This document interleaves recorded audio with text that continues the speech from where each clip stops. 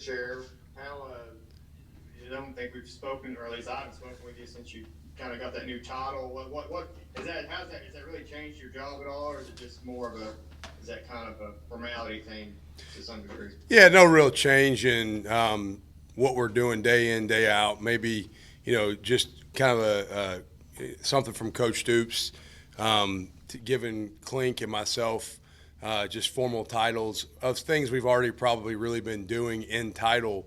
All of our jobs is to assist Brad in every way possible while he coordinates the defense, and then coach our position group day in, day out, and have a view of our area of expertise that we're trying to help in regards to seeing the defensive stuff, big picture. And so really just a title, no real job description change, no more work, no less work, same work. But something I'm grateful for, Coach Clink's grateful for Coach Stoops, giving us that acknowledgement of what we have been doing and kind of continue to do here. But all of our jobs is to, help contribute and make our defense be the best it can be, and help Brad in any way we can be the best he can be as a coordinator too.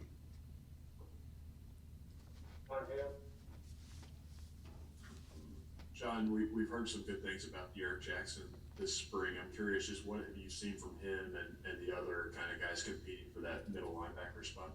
Yeah, it's a great question. Derek came here to camp my first year here, and slept in the parking lot outside of Gate 1 overnight before the camp, and then and showed up and worked out of the camp after sleeping in a car driving from South Georgia with his dad, and really performed well at the camp. And that's kind of when we decided to go all in, and he was going to be our guy we signed in that class. And Derek's working really hard. He's a kid that loves football, likes to practice, comes up, spends extra time studying. He's doing some really good things. Those guys, the development in the spring is so much fun because you get to see each guy individually develop. But Derek's doing a nice job.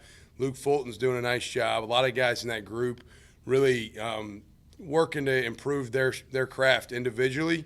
And then, as we go through this, we'll figure out how the rotation looks once the season draws closer. And those guys understand right now is their time to really make their mark, because when we get to fall practice, we've got a couple of freshman guys coming in, and we're gonna give them their shot for 15 practices or so, and then figure out what gives us the best chance to compete to win.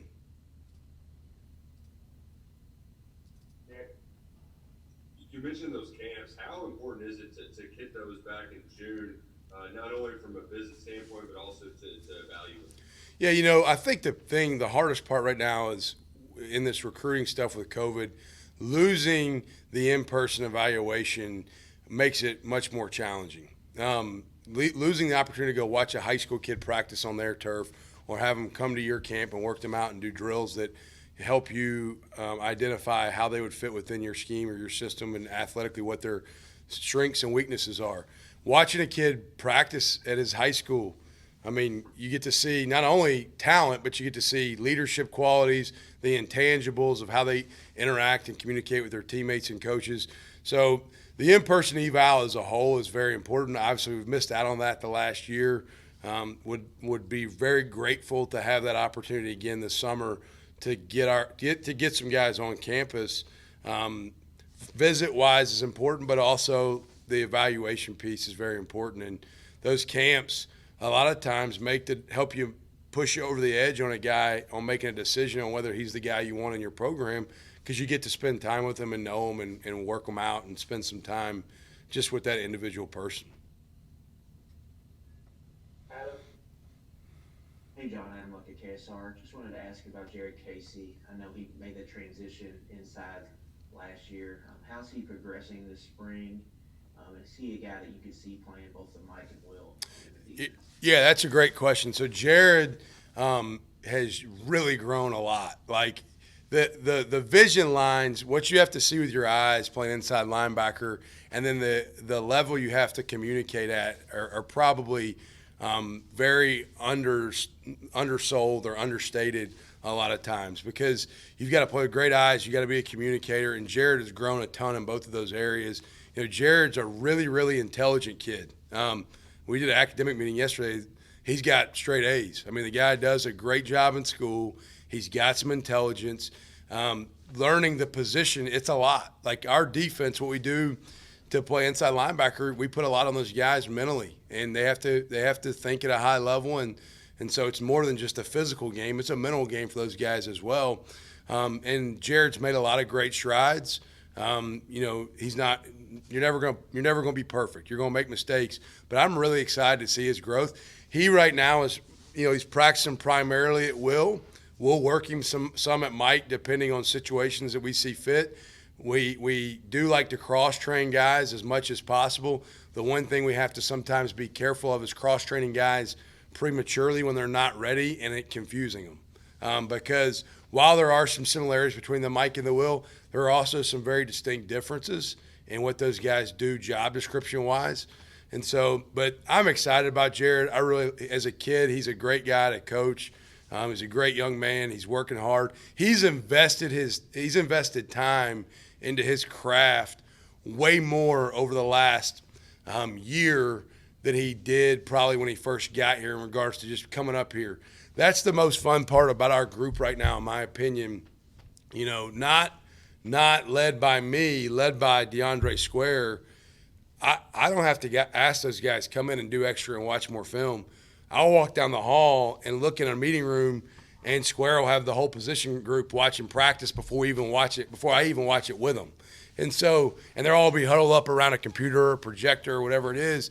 And that's when, coaching's fun, is when you got guys that are excited about growing.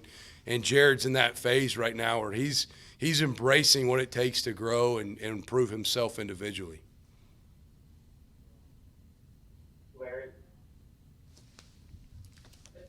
Hey, John, you mentioned about some of the young guys that'll be coming in. Could you specifically talk about Wallace and how hard or how easy it was to recruit him and what you like about him so much? The hard part of recruiting him is he was highly sought after. He's a kid that had a lot of attention, really picked up steam during his senior year in recruiting. And at the end, we were battling a lot of traditional SEC powers to get him to come here. There's so many things to like about the young man. When you watch his video, it's very easy to identify what makes him unique athletically. His last game in high school as a running back, he ran for 370-something yards. He also played linebacker and had like 9 or 10 tackles in that game. So very talented athlete. He just won the 5A state championship in powerlifting about 3 or 4 weeks ago. And right now, I think he's got either the best or second best long jump in the state of Georgia on record this year. He just broke Lindsey Scott's record, who played at Georgia, went to the same high school. He just broke Lindsey Scott's long jump record. So he's got elite athletic tools, kid that has got a great personality, and he's highly intelligent. He's a great communicator. Kid loves ball. He's a great human being, down home kind of country kid, but I'll FaceTime with him a lot, and you never know, he's going to be riding a horse or a four-wheeler or whatever. But he's a guy we're excited about and really have big plans for, and look forward to getting him here in the fall and really in the summer and kind of figuring out where does he fit, how much is he ready for to help us at the linebacker position in our defense. And then the other guy we got coming in that a lot of people I think are maybe overlooked because of Trevin's hype is Martez Thrower. Martez is in his own right a very talented young man and is a very physical player. Martez strikes people with bad intentions. His high school career, his coach every couple weeks be sending me a picture of a face mask that got broken because he was hitting so hard. So both those kids we're excited about and what they can do when they get here. Sometimes you got to temper your enthusiasm because they are going to be freshmen, and there's a lot of growing pains that come along with being a freshman. But excited about both those guys. They're eager to get here and think they both have very bright futures. All right, we got time for a few more. We've got John Wong, John Clay, John Hale, and then we'll finish with Dick. Hey, John, you were talking about academics, and if I remember, you were pretty hot shot yourself when you played here. how do those classroom smarts translate over onto the football field in your mind? Yeah, that's a great question. And I appreciate your recognizing my overachievement because I'm not real intelligent. I tell the guys in my meeting room all the time that they're way smarter than their coach, and if I can figure all this out, then they can figure it out. There is a transition of being able to answer the question the right way in a meeting room setting, and then go out on the field and actually activate what your knowledge is. Knowledge. I tell guys all the time, knowledge equals confidence, and when you have confidence, you can play fast. So you have to learn it in a meeting room setting or through walkthroughs or different areas, but then you have to be able to react. That's the thing that's different on defense and offense is it's a reactionary game for us. It's not our football. We don't get to decide what formation the offense gets in. We got to react to what they do a little bit. Now, we like to try to dictate things to the offense on our terms some and create some issues for them, but those guys have to understand just knowing it, then you have to actually go do it. And that's a process. It really is. It takes time. It takes reps. And so you can know the answer in a classroom setting, but actually going out and activating it and doing it is a totally separate thing. But those guys are handling it well, and they're really growing in that area. John Clay? John, you mentioned Luke Fulton earlier. How's he coming along, and what does he bring to the table for you? Yeah, Luke's a big, physical, very impressive kid when you see him in person. I mean, he's got strength, he's got size, he likes to play the game. He's an intelligent kid. Obviously, been through some college football, so has some experience, not necessarily high-level game experience, but has at least been in a college football environment. Excited to see his continued growth. He's a smart kid, tough. Really, think it's going to be fun to watch his development. And as he grows and continues to come on, think he can do a lot of things productive in this program and has a good upside. So really looking forward to watching him continue to grow. John Hale? John, as Jamin's NFL draft stock really blows up, what does that do for the guys in your room in terms of motivating them, that example that's out there, as they can look at a guy they were just practicing with a couple months ago and see where he's at now? Yeah, it's been fun. Jamin went about his work the right way every day the last couple of years.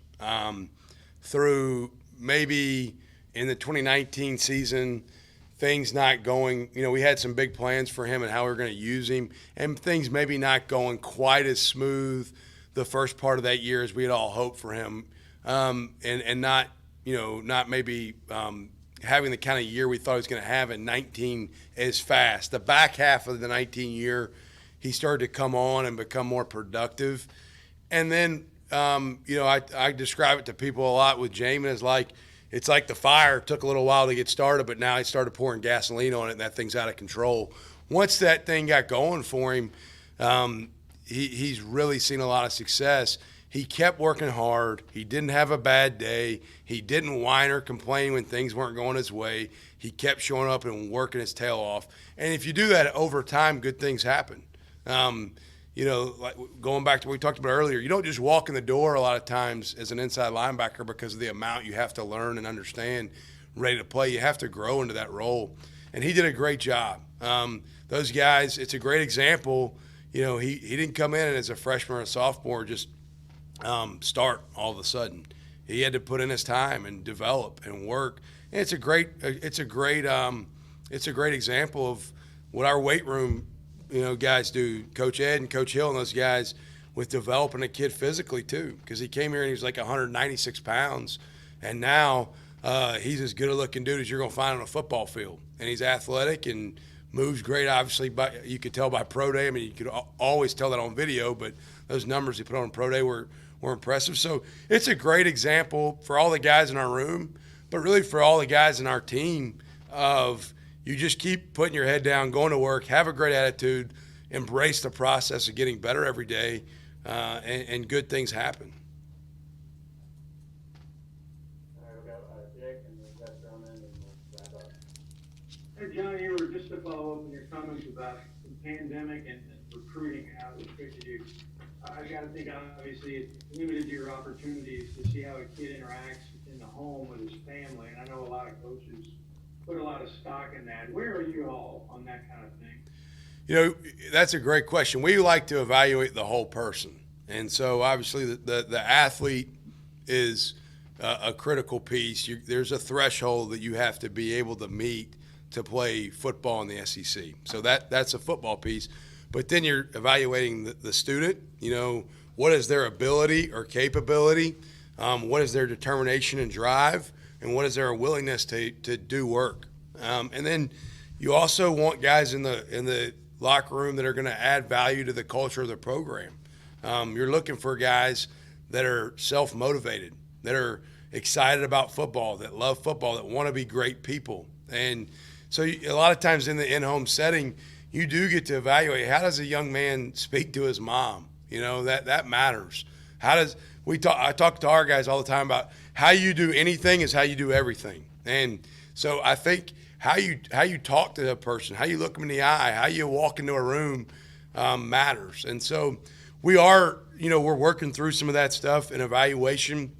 You're having to maybe make more phone calls to different people to gather more information on what is a young man all about. You know, what's not just as a player, but as a person. So there is some stones we're having to turn over in different ways to maybe gather some of that information that looks a little different than the way we've done it in the past. Yeah. Hey, John, I was wondering, with the numbers that you have this spring, has it been a challenge or maybe kind of a test for those guys to see where their, conditioning, stamina is and kind of playing off of that? Can the extra reps that maybe a guy like Jackson or Casey gets as a result of it really help their development? Yeah, they're all getting a lot of reps. And we're not ridiculously deep right now through spring at inside linebacker in regards to scholarship players. We do have some walk-on guys. William Nolte today made an outstanding couple plays at practice and has added a lot of value to our team and really our position group. So there's some walk-on guys that are in the mix too that help us get through practice and do a nice job. But it's good for those guys too. Those, De'Eric and Jared, as you mentioned, they're getting plenty of reps. We're not having to worry about at the end of spring, do we get those guys enough pictures and enough reps and enough work to help them develop. So we're getting plenty of reps. We're getting the work we need. And we also got some guys, that are quality walk-ons that are able to help contribute and step up and fill in on some reps when we need maybe a guy that is not a scholarship player. All right, thanks, John.